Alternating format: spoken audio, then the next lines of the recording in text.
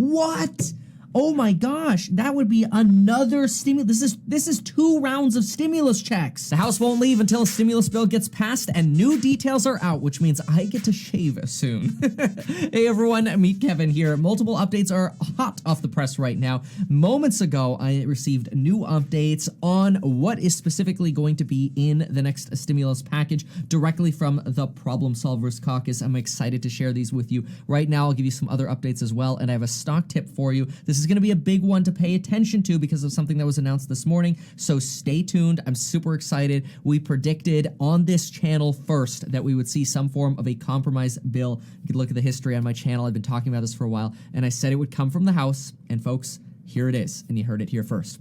Let's get into the updates. Quick reminder to get your life insurance in as little as 5 minutes and 1 free stock with Webull worth up to $1,600 if you deposit $100 via the links down below. All right, everybody, here are the new details. This is the cost breakdown for the bill. We're expecting $1.52 trillion of new money. If the economy does well, that might go down by $200 billion. If the economy does poorly, that might actually boost up in 2021 by $400 billion, and they'll reallocate that $130 billion that was left over from the PPP funding. This has been put together by the Problem Solvers Caucus. They say they've taken about 6 weeks to listen to what the people want, and obviously these crazy debates that have been going on, and so now they're coming out with this. This is their text. $100 billion for testing and healthcare, broken down with $25 billion for testing and contact tracing, $30 billion for healthcare provider support, including telehealth, $45 billion in forgiveness of Medicare loans to providers.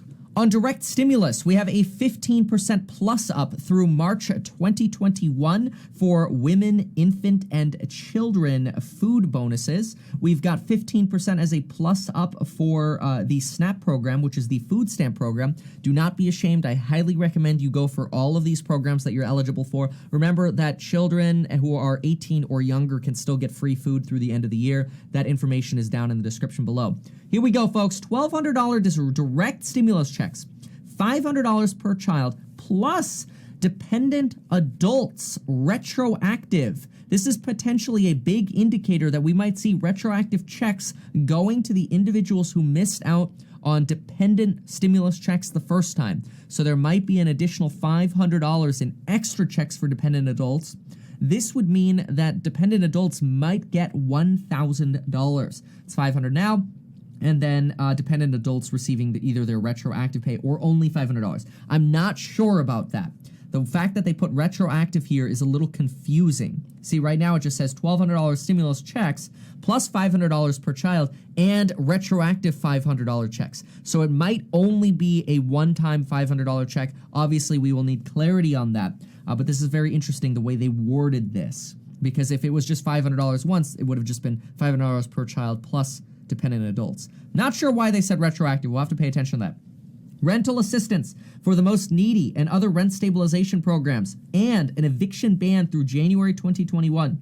This would be a month longer than the current eviction ban we have, and it finally provides that rental assistance that we need. Remember, we're $21 billion in the hole.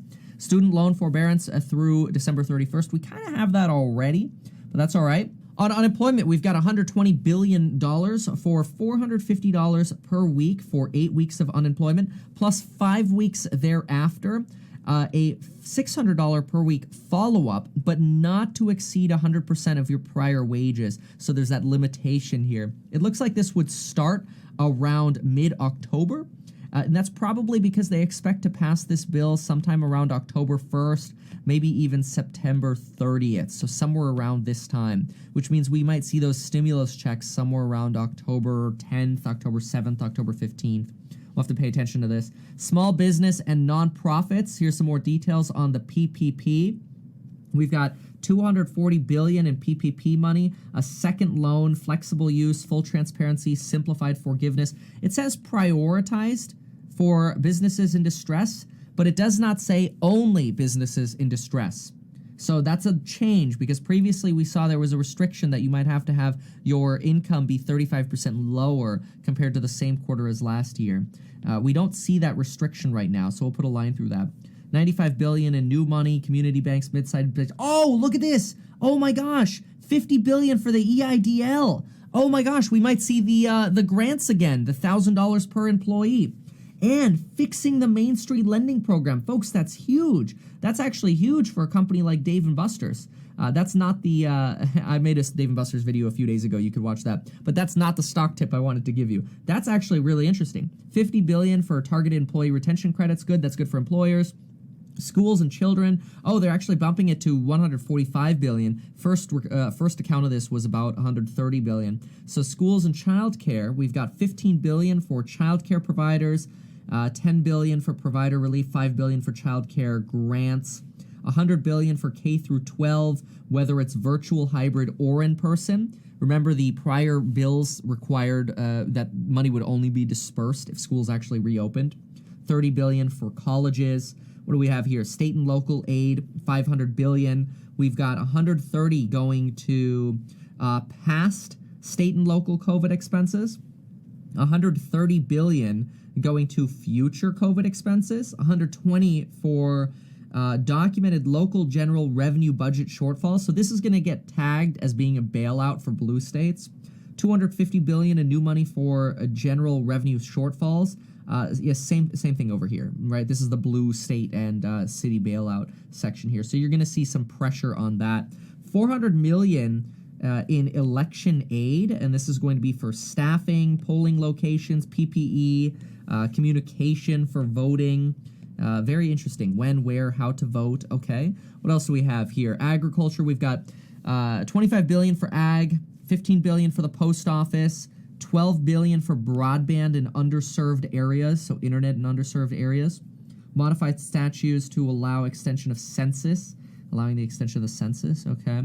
Worker liability. Oh, worker liability is in this as well with the worker protections. This is actually what I thought yesterday. See, if we go over here to the compromise bill, when I suggested, hey, we might see some things, I remember saying that, hey, you know, we didn't initially see a mention of worker protections and liability protections, but I thought that we would see liability protections and something about worker protections. Well, folks, here we go. Enhanced protections for entities which follow enhanced OSHA guidelines. Smart. That is smart. That's how you get bipartisan support. Good. Enhanced worker safety. Nothing about consumer protections here. So we're going to have to pay attention for consumer protections on that. Automatic boosters. Okay, we've got minus $60 billion to PPP, minus $130 for state and local, and minus $10 billion for rental assistance based on metrics and vaccine progress. Otherwise, they will automatically extend unemployment through February of 2021 based on metrics. So we don't know what those metrics are. Automatic stimulus checks in 2021 if warranted. What? Oh my gosh, that would be another stimulus. This is 2 rounds of stimulus checks. Oh my gosh, because look at this.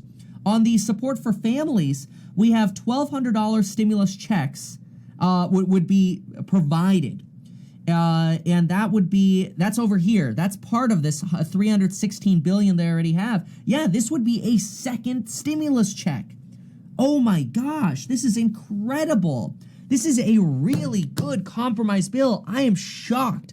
Folks, we got to pay attention. This is a very good bill. We got to pay attention to see exactly where this goes. Now, House Democrats, this is not the Problem Solvers Caucus, Democrats held a press conference on stimulus. They, of course, said, hey, look, we remain committed, and they said we expect to be here as long as it takes. We're remaining in town until we get this done. 1 in 10 are food insecure. 40% of all renters risk being removed from their households. We are here to provide for the American people. Interesting. Makes sense that they would jump on this. Nancy Pelosi was interviewed. She was very optimistic about this bill. She was interviewed on CNBC. The Senate, we haven't yet heard clear responses from the Senate yet, although expect some Republican responses soon. On the stock suggestion, I just want to quickly mention I will be making a detailed video on the open door announcement, which is going to be a huge play, not only on the open door side, but for Zillow and Redfin. Pay attention to Zillow and Redfin. I made a breakdown of Redfin yesterday. This open door announcement on a SPAC merger here, it's big. So pay attention to specifically Redfin, Zillow, and that Open Door merger coming up. I'm also grabbing a little bit of Lemonade on sale today and Etsy. Okay, folks, I'm gonna keep digging into this news, but this is breaking. This is huge. I mean, the fact that we might see 2 stimulus checks here is unbelievable. Let's get some